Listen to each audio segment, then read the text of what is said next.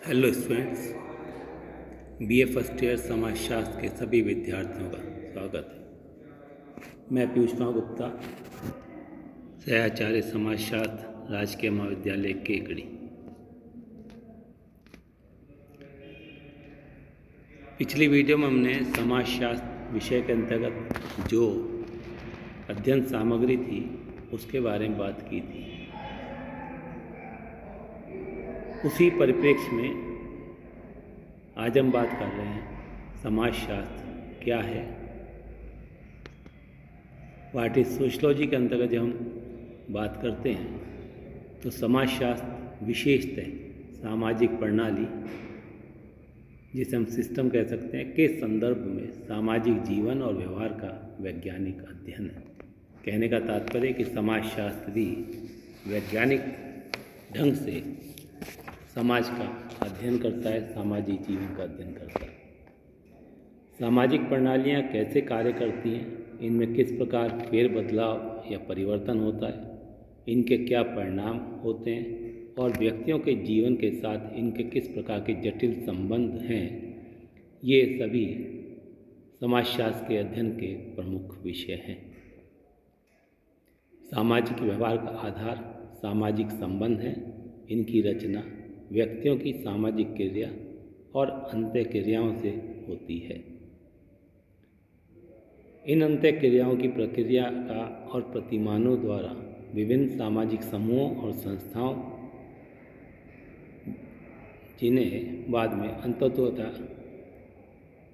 अंत में समाज की रचना होती है। कहने का तात्पर्य कि अंतः क्रियाओं की प्रक्रिया के माध्यम से विभिन्न प्रतिमान स्थापित होते हैं, जिनसे विभिन्न सामाजिक समूहों और संस्थाओं के द्वारा एक समाज की रचना होती है, जो समाजशास्त्र के अध्ययन का मुख्य केंद्र बिंदु होता है। यही कारण है कि अनेक समाजशास्त्रियों ने समाजशास्त्र को समाज का अध्ययन के रूप में परिभाषित किया। कुछ समाजशास्त्रियों ने सामाजिक क्रिया या अंतः क्रिया और अन्य ने सामाजिक समूहों के अध्ययन को समाजशास्त्र कहा है। कहने का तात्पर्य कि जैसे जैसे समाजशास्त्र का विकास हुआ है, वैसे वैसे समाजशास्त्र के अंतर्गत किन सामाजिक पहलुओं का अध्ययन किया जाएगा, इस पर भी समाजशास्त्रियों में मतैक्य नहीं रहा है। वास्तव में मानव के सामाजिक जीवन और व्यवहार को समझना समाजशास्त्र का प्रमुख उद्देश्य है और उन्हें समझने के लिए ही सामाजिक समूह, सामाजिक क्रिया और अंतः क्रिया के अध्ययन की जरूरत पड़ती है। यह चाहे हम समाज के अध्ययन से शुरुआत करें या सामाजिक क्रिया के अध्ययन से, वास्तव में अंत में हमें लौटकर मानव के सामाजिक जीवन और व्यवहार के अध्ययन पर ही आना पड़ता है। संक्षेप में कहें तो समाजशास्त्र समाज के बारे में विमर्श है, जिसकी जड़ें सामाजिक अंतः क्रियाओं में गड़ी हुई हैं और ये सामाजिक अंतः क्रियाएँ सामाजिक क्रिया और पारस्परिक क्रिया पर आधारित है। इसीलिए समाजशास्त्र को सामाजिक क्रिया और अंतःक्रिया का अध्ययन भी कहा गया, जो सामाजिक संबंधों के निर्माण के पत्थर हैं, जिनके द्वारा समाज की संरचना होती है। अगर हम समाजशास्त्र विषय के औपचारिक इतिहास पर दृष्टि डालें तो ऐतिहासिक दृष्टि से समाजशास्त्र, जिसे हम सोशलॉजी अंग्रेजी में कहते हैं, की रचना सर्वप्रथम फ्रांस के विद्वान अगस्त कॉम्ट ने सन 1838 में की। प्रथमतः कॉम्ट ने इसे सामाजिक भौतिक शास्त्र कहकर पुकारा, किंतु बाद में इसे समाजशास्त्र नाम दिया। ऐसा इस कारण से भी हुआ कि कॉम्ट स्वयं में एक भौतिक शास्त्री थे। उनके द्वारा इस कारण से सामाजिक घटनाओं को भी भौतिक वस्तुओं के रूप में अध्ययन करने की चेष्टा की गई। ऐसा नहीं कि समाजशास्त्र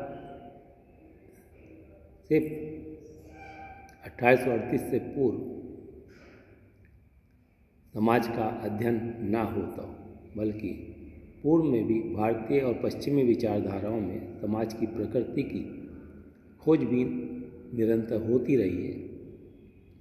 किंतु 19वीं शताब्दी में औद्योगिक क्रांति और इसके फलस्वरूप राजनीतिक उथल पुथल ने लोगों की समाज के वैज्ञानिक अध्ययन में रुचि उत्पन्न कर दी कि उस समय समाज में अत्यधिक परिवर्तन हुए, नवीन नियमावली तैयार हुई, नवीन सामाजिक प्रणाली तैयार हुई। परिणाम कि लोगों ने समाज को एक विशेष रूप में अध्ययन करना प्रारंभ कर दिया। समाजशास्त्र शब्द अंग्रेजी भाषा के सोशियोलॉजी शब्द का हिंदी रूपांतर है, जिसे दो भागों में बांट सकते हैं, एक सोशियो और दूसरा लॉजी। सोशियो जो कि लैटिन भाषा से व्युत्पन्न शब्द है,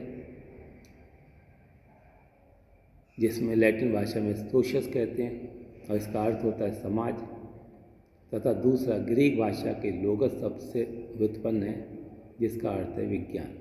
इसलिए शाब्दिक दृष्टि से समाजशास्त्र समाज का विज्ञान है।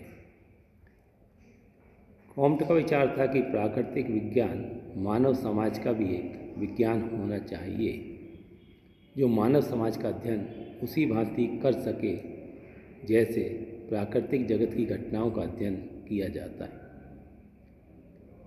कहने का तात्पर्य इस विज्ञान की भी अध्ययन पद्धतियाँ वस्तुपरक हों, ताकि वह अध्ययनकर्ता की भावनाओं, विचारों और मूल्यों से मुक्त हों, जैसा कि भौतिक विज्ञानों में या प्राकृतिक घटनाओं के अध्ययन में किया जाता है।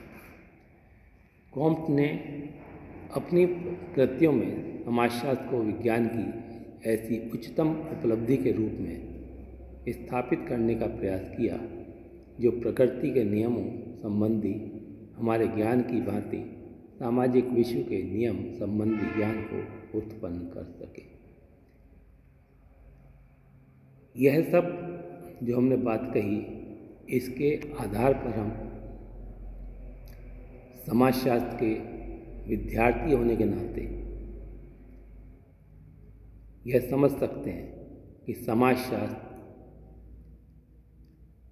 समाज का विज्ञान है और यह वस्तुनिष्ठ रूप में वैज्ञानिक पद्धति के माध्यम से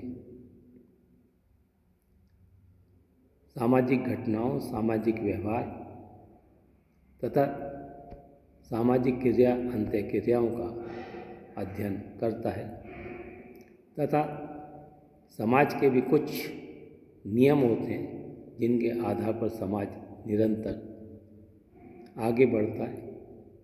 इन्हीं के आधार पर समाज में विभिन्न सामाजिक सिद्धांत